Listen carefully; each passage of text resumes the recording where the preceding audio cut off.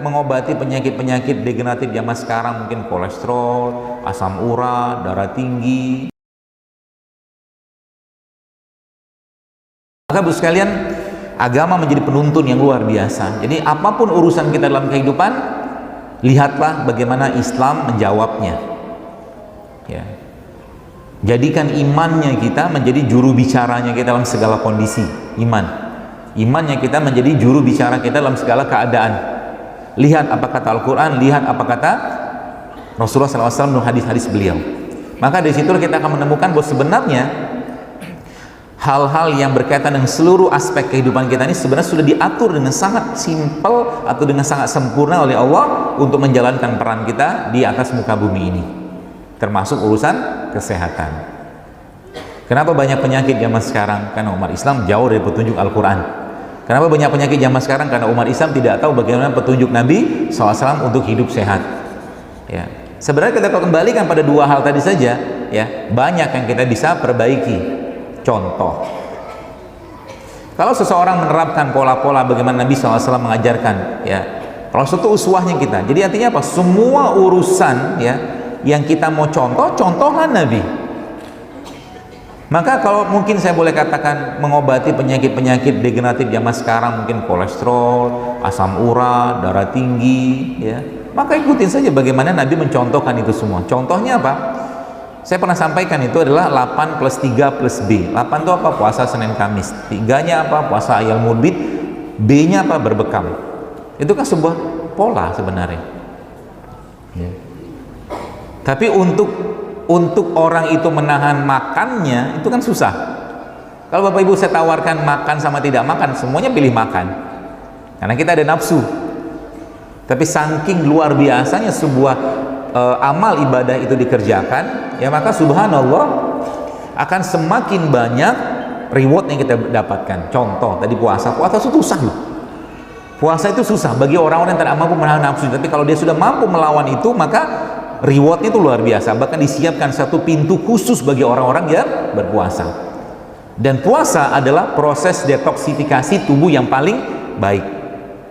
Sel-sel tubuh kita nih, Bu sekalian, dia melakukan namanya apoptosis. Apoptosis itu bunuh diri sel. Ya, rentang waktunya adalah sekitar 11 sampai 14 hari. Ya.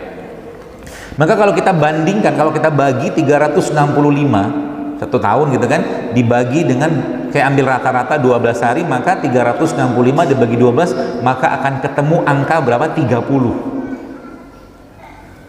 Angka 30. Maka 30 inilah yang dijadikan Allah, diwajibkan Allah Subhanahu wa taala, dan Allah Maha tahu semuanya, untuk dipaksa kita agar tidak makan sehingga selnya tiap hari bunuh diri, terutama sel-sel yang rusak. Itu yang kita kenal sebagai puasa Ramadan.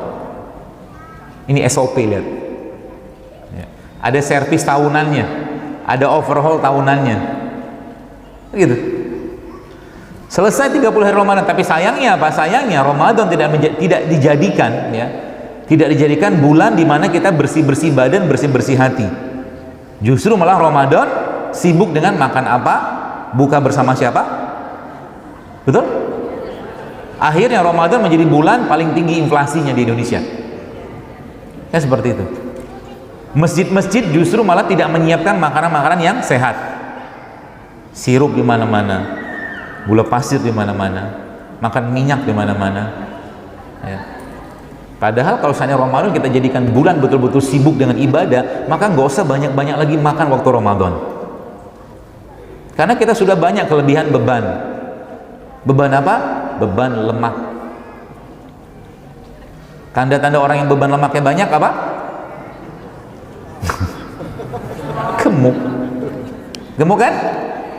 Iyalah. Banyak lipatan di pinggangnya. Dan Nabi sudah menyampaikan isyarat itu. Nabi katakan apa? Bahwa di akhir zaman, kata Rasulullah, aku melihat fenomena di kalangan umatku banyak dari mereka yang gemuk, kata Rasulullah. Tidak laki, tidak perempuan. Tidak ngerti lagi dimakan apa.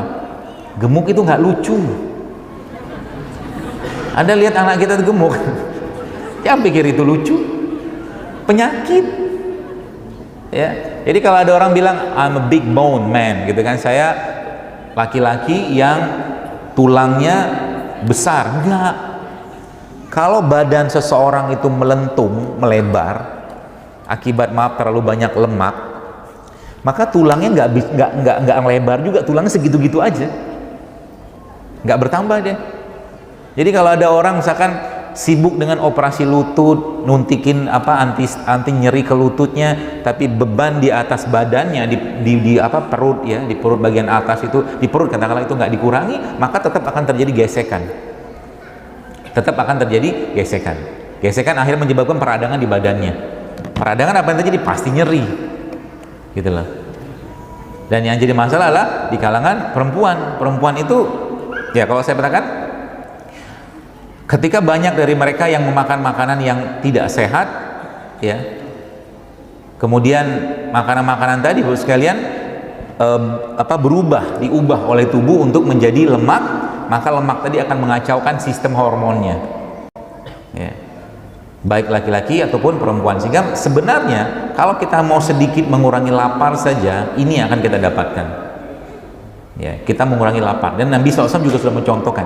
Rasulullah SAW memberikan pedoman kepada kita bahwa Nabi itu pernah kenyang nggak? Coba Anda baca. Nggak pernah Nabi itu kenyang. Nabi tidak pernah kenyang. Maka ketika seseorang itu, Bapak sekalian, mengurangi makannya, maka ada beberapa hal yang akan dia dapatkan.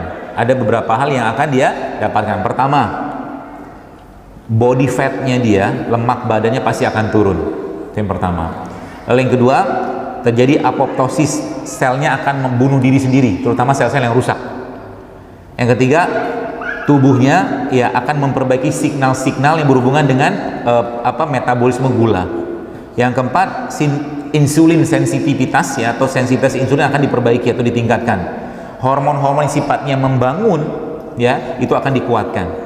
Kemudian tubuh akan memakan sel-sel yang rusak, dikenal sebagai otofagi. Jadi otofagi itu adalah suatu kondisi di mana tubuh kita memakan sel-sel yang rusak.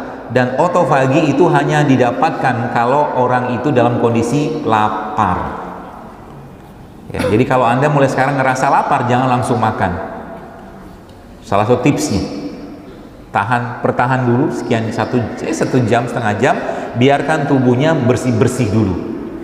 Maka ketika lapar itu muncul dan tidak ada energi yang masuk di mulut kita dari makanan, maka tubuh akan membongkar energi yang ada di badan kita dari lemak-lemak tadi. Seperti itu.